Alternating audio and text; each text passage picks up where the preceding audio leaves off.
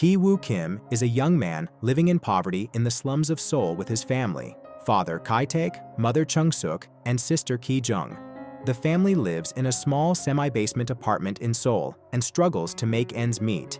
They make ends meet by doing menial tasks such as folding pizza boxes, and even then, get criticized by the pizza employees for messing up the boxes.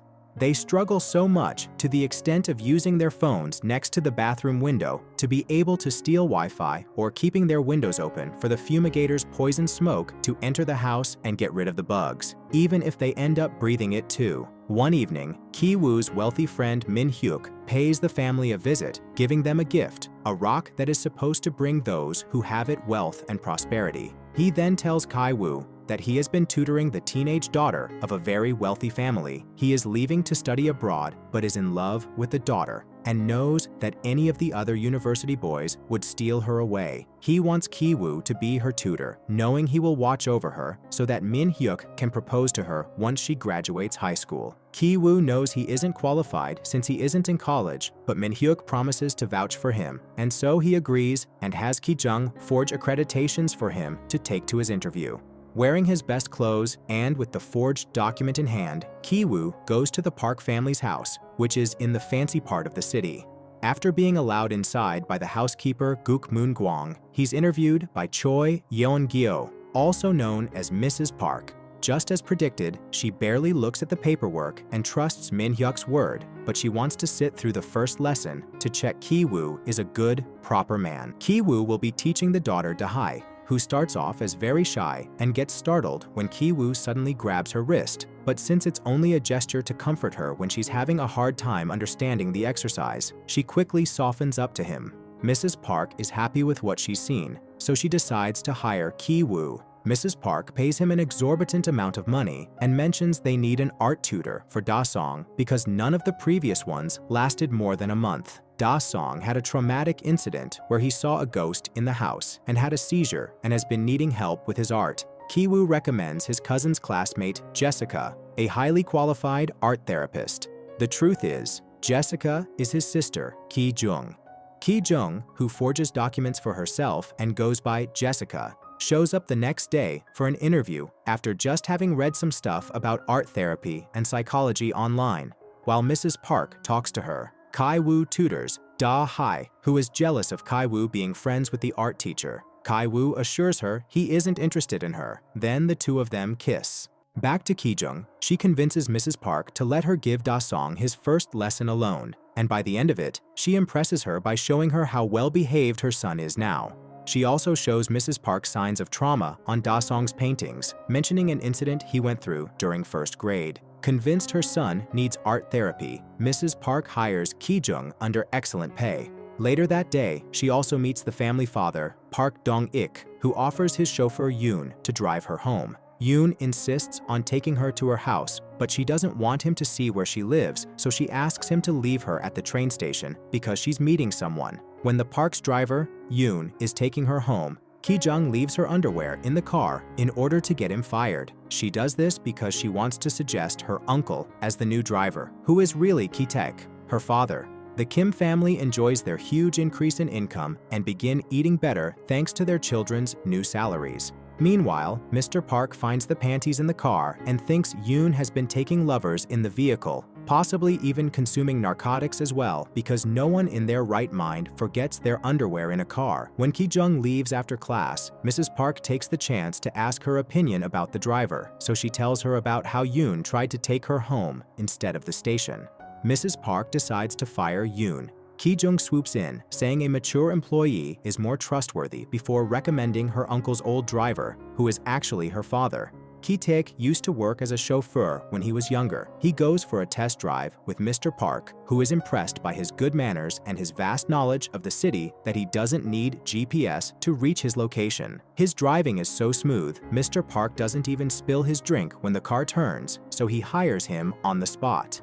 The last position that the Kim family want to take is that of the housekeeper. The housekeeper, Moon Kwang, has worked for the home since before the Park family lived there. She worked for the previous owner, an eccentric architect. In order to get her fired, the Kims exploit her allergy to peaches, causing her to have allergic reactions. Kai-woo learns from Da-hai that peaches are forbidden in the house because Moon-gwang is allergic, so he and Ki-jung begin throwing peach fuzz at her when she isn't noticing.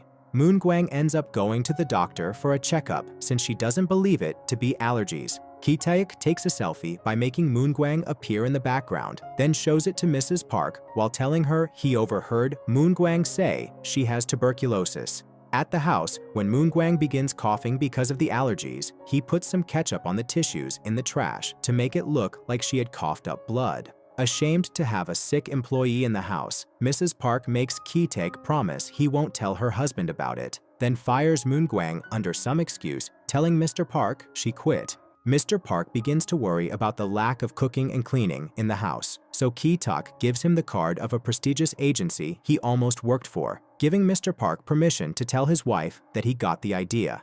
This agency supposedly provides families with trustworthy employees, but in truth, it's another ruse by the Kims. The phone on the card is a second number Ki-jung got for this, and when Mrs. Park calls, she pretends to be a secretary asking for lots of official paperwork. Eventually, Chung-suk is hired as the new housekeeper, and the whole Kim family is in. Da-song notices they all smell the same, but they realize it isn't the soap, it's the smell of their old cheap apartment. One day, the Parks family decides to leave to go camping for Da-song's birthday weekend. They left Chung-suk taking care of the house. As soon as they were gone, the whole Kim family comes over to stay for the weekend. They use all the rooms, eat all the food, drink the expensive wines, and Ki-woo even steals Da-hai's diary to read it because he wants to propose to her when she gets into the university. The Kims spend their dinner fantasizing about what marrying into a rich family would be like while a storm rages outside when suddenly someone rings the doorbell. It's Moon-gwang, who claims she forgot something in the basement when she was fired and left in a hurry. While her family hides, Chung-suk lets her in, but Moon-gwang is taking too long down there, so Chung-suk goes to see what is going on. She finds Moon-gwang trying to move a cupboard, so she helps her, revealing a door behind it that takes them to an underground bunker created by the architect and previous homeowner. Moon-gwang's husband, Oh Gyun-seo, has been living there for years, hiding from loan sharks. Moon-gwang helped him move there when the previous owner left and the house was waiting to be sold, and the Parks never learned about the bunker. Go down there and sneak in some food for him when the Parks weren't looking, which explains why Mr. Park thought she ate too much.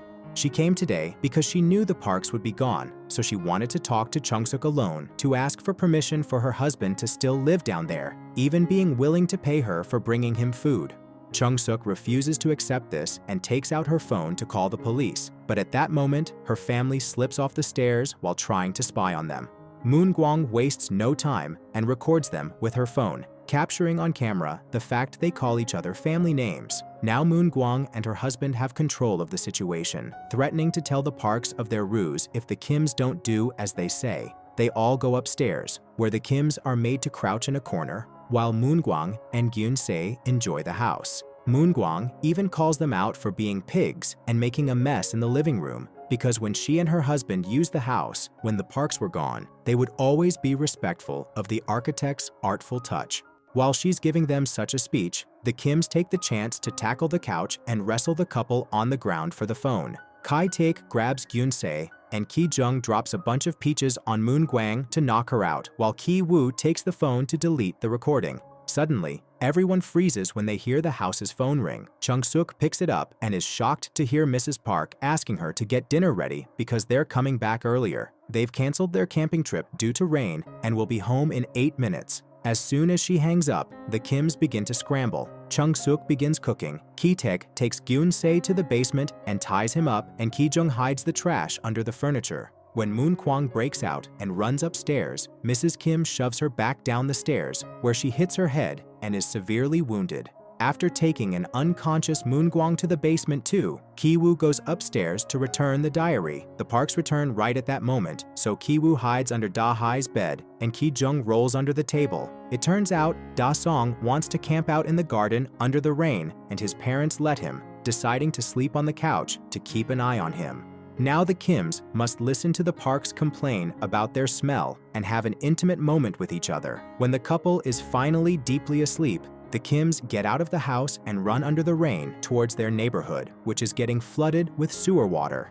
Their apartment is flooded as well, so they retrieve as many belongings as they can before leaving to spend the night in a local gymnasium that opens their doors to poor people that have lost their homes to the storm. Ki-woo has brought the Scholar's Rock with him, and he hugs it while he sleeps because he's upset to hear his dad doesn't have a plan to deal with the problem they left in the basement. Back in the bunker, Moon-gwang dies from the concussion she got earlier, and Gyun-se tries to send a Morse code message with the lights asking for help. Da-song sees it and deciphers it, but it's nonsense. Gyun-se isn't in his right mind to spell correctly and only ends up with a bloody forehead.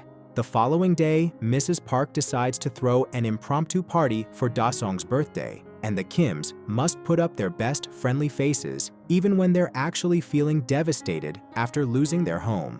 Chung-suk must cook and prepare the tables outside. Ki-taek must drive the parents around to buy all the party supplies while they keep making faces at his smell. And the siblings must put up their smart teacher personas since they're invited to the party as very important guests. During the party, Mr. Park and Ki-taek dress up as Indians because they're planning to make a whole act for Da-san to save his cake. After spending some time with Da-hai, Ki-woo takes the Scholar's Rock and goes down to the basement where he's jumped on by Gyun-se, who somehow has managed to free himself. After stopping him from fleeing with a cord around Ki-woo's neck, Gyun-se bludgeons him in the head with the rock, then leaves the bunker, grabbing a knife from the kitchen on his way to the garden party. Seeking to avenge Moon-gwang, Gyun-se runs out and stabs Ki-jung. The party explodes into horror, and Da-song has a seizure. Gyun-se was the ghost he had seen in the house prior. Dae-hae finds Ki-woo's body and carries him out to ask for help. Ki-taek goes to check on his daughter, trying to keep a hand on her wound to stop it from bleeding, while Chung-suk jumps on Gyun-se and kills him with a barbecue skewer. Mr. Park doesn't care about any of his employees. He just wants to take his son to the hospital, so he demands Ki-taek to drive him. But Ki-taek doesn't want to leave his family behind, so he throws the keys at him so he can drive himself.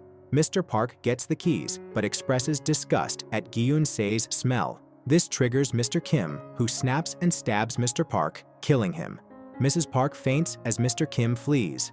Weeks later, Kai-woo wakes up from a coma after his brain surgery. He finds out that his sister Ki-jung has died, and he and his mother, Mrs. Kim, are sentenced to probation. There has been no sign of his father, Mr. Kim, even though the police have been searching for him for Mr. Park's murder far and wide. Ki-woo and his mother were put on trial for fraud, but were allowed to leave on probation because of the traumatic incident. They aren't charged because it was in self-defense. Neither he nor his mother knows where his father is, but the detectives keep on tailing them for a while, thinking they may take them to him. Months later, the cops stop following them. Ki-woo leaves the rock in a river and observes the former Park house, which is now occupied by a German family that bought it because they didn't know its history. Ki-woo sees the lights flickering. He translates the flickering from Morse code and learns that it's his dad controlling them from inside the bunker, where he is now living, sneaking upstairs for food from the new owners. He buried Moon-gwang in the backyard and sends the Morse messages every day, hoping his son would see them one day. Back in his old apartment, he still shares with his mother. Ki-woo writes a letter for his dad, promising to work hard, resolving that someday he will become rich enough that he can buy that house and their family can be reunited.